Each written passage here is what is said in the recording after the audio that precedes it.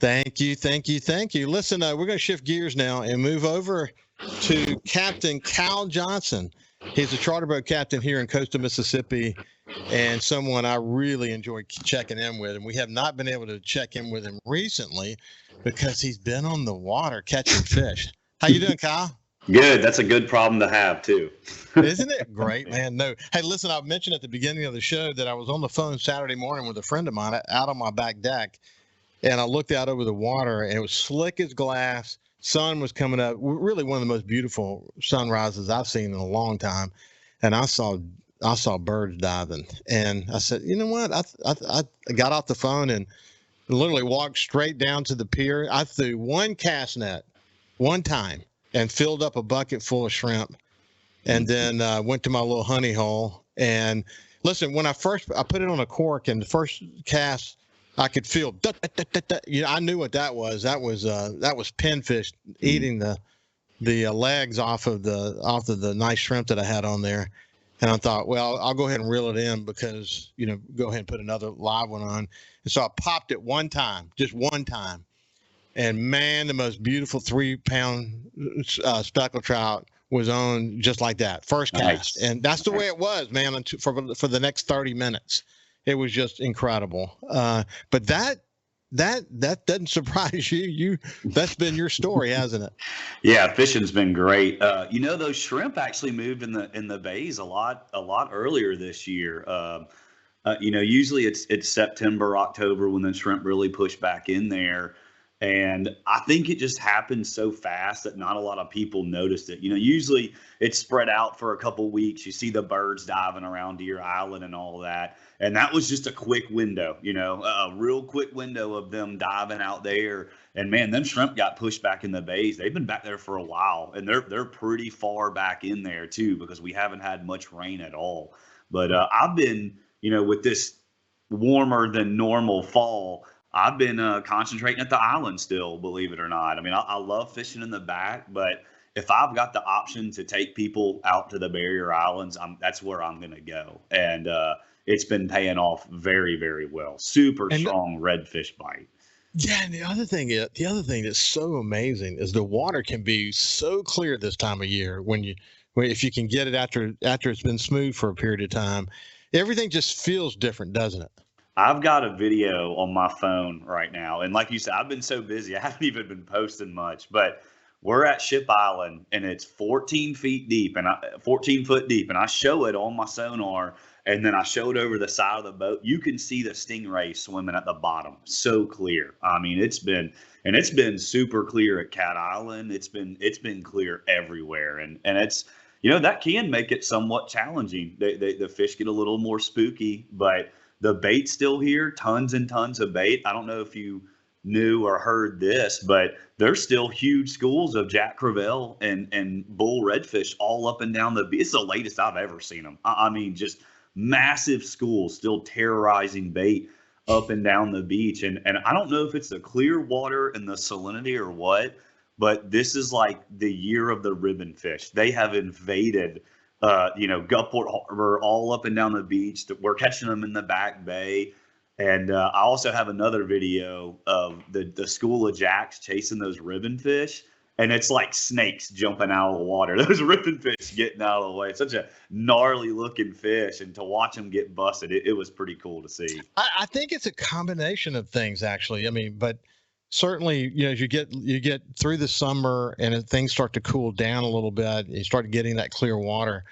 But man, we've had some rain, but not some rain is, as you and I discussed before, some rain is good because it pushes a little bit of that fresh water down from the northern rivers and bayous and whatever, and some salinity is good. It kind of keeps the bait concentrated, and the other is just the salinity. As you know, I mean, you almost know that you're going to be able to catch speckled trout because you can taste the water. The salinity's high, and it's a little bit on the clear side or very much on the clear side.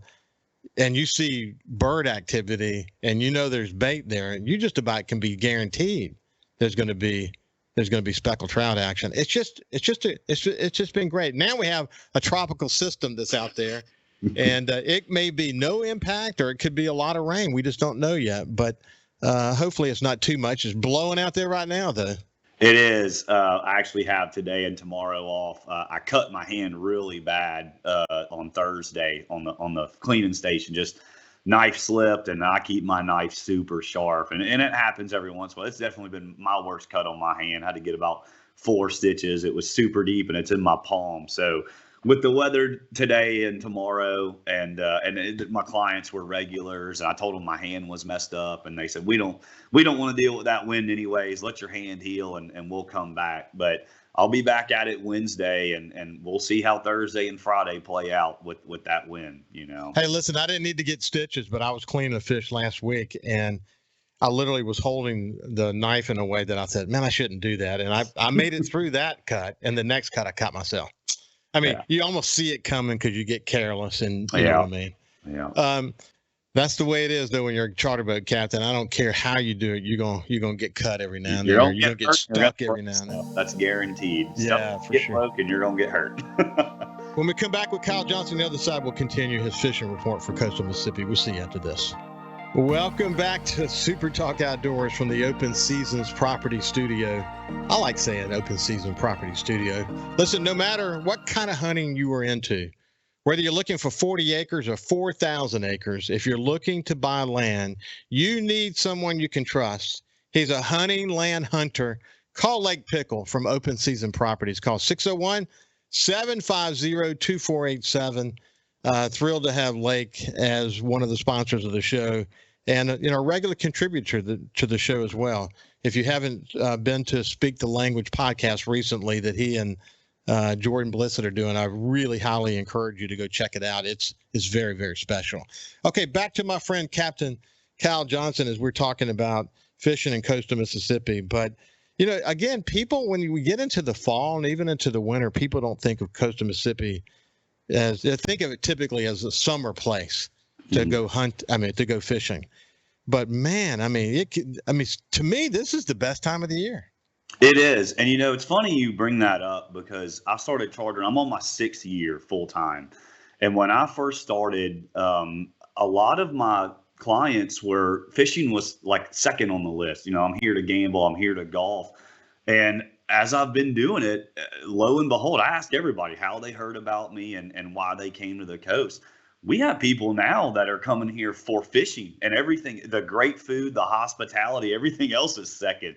So it's great to see that. And I really hope that our politicians, our city council members and everything are really going to pick up on that and keep investing in the fishing community here, because it's growing exponentially. I mean, you look at the Facebook post about, just people from a couple hours up north that are coming down here to fish and things like that. And I don't know what you're seeing, but on my end, I'm definitely seeing that grow at a rapid pace, especially after COVID. Yeah, I definitely agree. And one of the things, again, something we talked about this before, but if you go down to Venice, you can have some good fishing, but there's not anything else to do. So the beauty of fishing out of coastal Mississippi is you can bring the whole family. They can go fishing with you. But if they don't want to, they're just a short drive or walk to some shopping or some great places to eat. And there's, there are hotels and wonderful places to stay. And it's special. It's really special. And and the temperatures are not as hot, although it's been a little toasty lately, but that's actually helped enable, the fishing.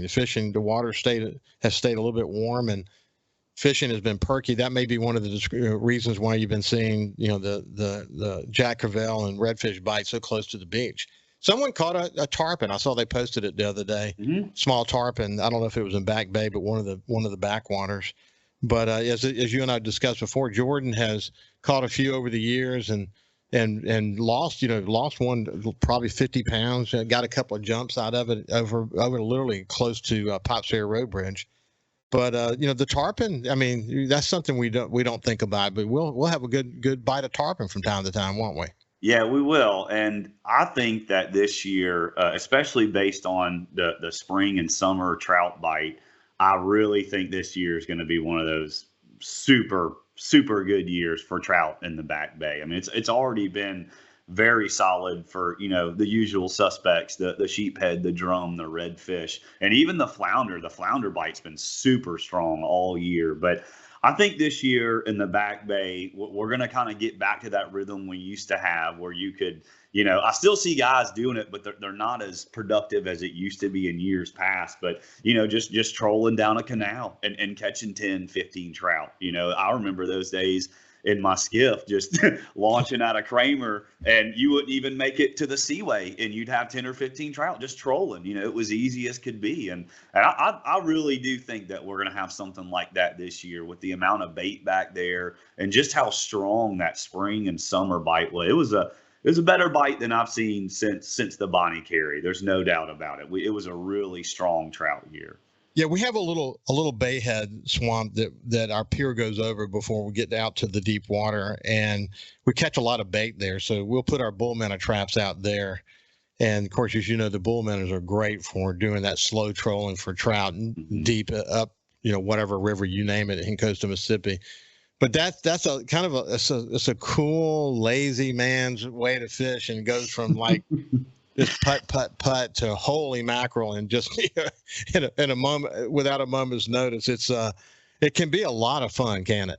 It can, man. And I have a buddy over in Bay St. Louis. He kind of showed me the rhythm over there years ago. His name's Nick Mason, and just real fishy, real salty dude. And he had a little skiff, and he lived on. It's called Johnson Bayou. My last name's Johnson. I always thought that was cool, but.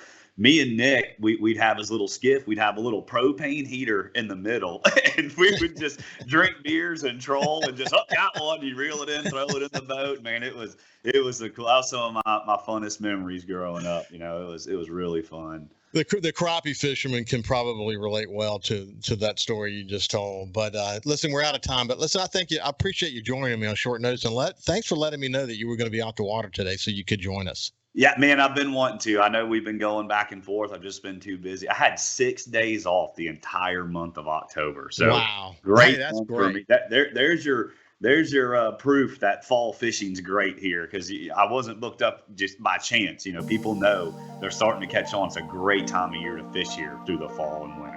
This has been Captain Cal Johnson. Thank you for joining us, my friend. Listen, have a great day. As always put safety first when you're in the outdoors. We're going to be out in the woods, so always put safety first. God bless you, and we'll see you next week.